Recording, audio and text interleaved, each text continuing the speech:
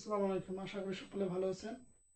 আজকে আমরা শিখতেছি একাদশ দ্বাদশ শ্রেণী বিষয় তথ্য ও যোগাযোগ প্রযুক্তি, তৃতীয় অধ্যায়, প্রথম অংশ সংখ্যা পদ্ধতি, বাইনারি থেকে অক্টাল।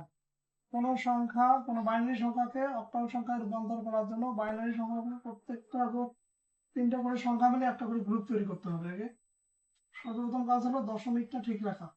দশমিকের দুই সাইডে অঙ্ক সাজিয়ে যাবে 3 বিট করে, তাহলে 1 0 1 0। যেহেতু অক্টাল 3 বিটের বাইনারি কোড, তো এখানে একটা কোড আছে, অতিরিক্ত আরো দুইটা কোডের জন্য দুইটা জিরো দিতে হবে। এবং দশমিকের পূর্বে আসো, যেটা হচ্ছে পূর্ণ সংখ্যার ক্ষেত্রে 0 0 1, তারপরে হচ্ছে যে 1 1 1। টোটাল যে বাইনারি অঙ্কটা আছে তিনটা করে সংখ্যা মিলে একটা করে গ্রুপ তৈরি করতে হবে। গ্রুপ তৈরি করলাম, এখন এই গ্রুপটার আমরা অক্টাল মান বের করবো। এই গ্রুপ তার অক্টাল মান বের করবো কিভাবে করবো? অক্টাল সংখ্যার কোড হচ্ছে অক্টাল সংখ্যার কোড এটা 1 2 4। অক্টাল সংখ্যার কোডটা হচ্ছে 1 2 4। এই কোডটা, এই সংখ্যাগুলো এই কোডের উপরে যদি আমরা বসাই, দেখো 0 0 0, তার মানে এর বাইনারি মান অক্টাল মানটা হচ্ছে 0।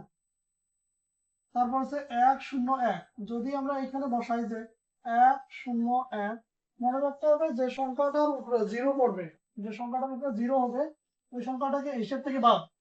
4 আর 1 যদি আমরা যোগ করি তাহলে কত হয়? 5 হয়। তাহলে আমরা এখানে লিখবো 5। তাহলে এখানে লিখবো 5 দশমিক। এরপর দেখো যে এখানে আছে 1 0 0, তাহলে এখানে যদি আমরা লিখি 1 0 0, তাহলে দেখো যে সংখ্যাগুলোর উপর জিরো পড়বে ওই সংখ্যাগুলোই বাদ। তাহলে এখানে 4 এর পাওয়ার আসলো 1 আসলো, তাহলে এই সংখ্যাটার এটার মান হচ্ছে 4। এখন যদি আমরা লিখি যে 111 এর সমকক্ষ অক্টাল মান কত, তো আমরা বসাই এভাবে কোডের উপর 1 1 1। তাহলে দেখা যায় সবগুলো সংখ্যার উপরে 1 আছে, তাহলে এই সংখ্যা তিনটে যোগ করলে হচ্ছে 7।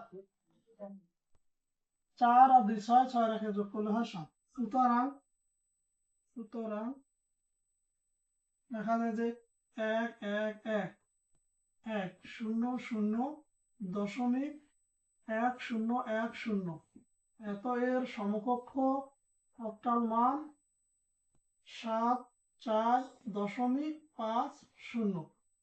এইভাবেই আমরা অক্টাল সংখ্যা করব, বাইনারি থেকে অক্টাল। আশা করি সকলে বুঝতে পারছেন। এখন যারা বুঝছেন অবশ্যই কমেন্টে বা অঙ্কটা করে দেখান। যারা বুঝছেন অবশ্যই জানবেন, এটা হচ্ছে HW, এটা করে দেখাবেন যারা বুঝছেন অঙ্কটা। অক্টাল বাইনারি থেকে অক্টালে করবেন।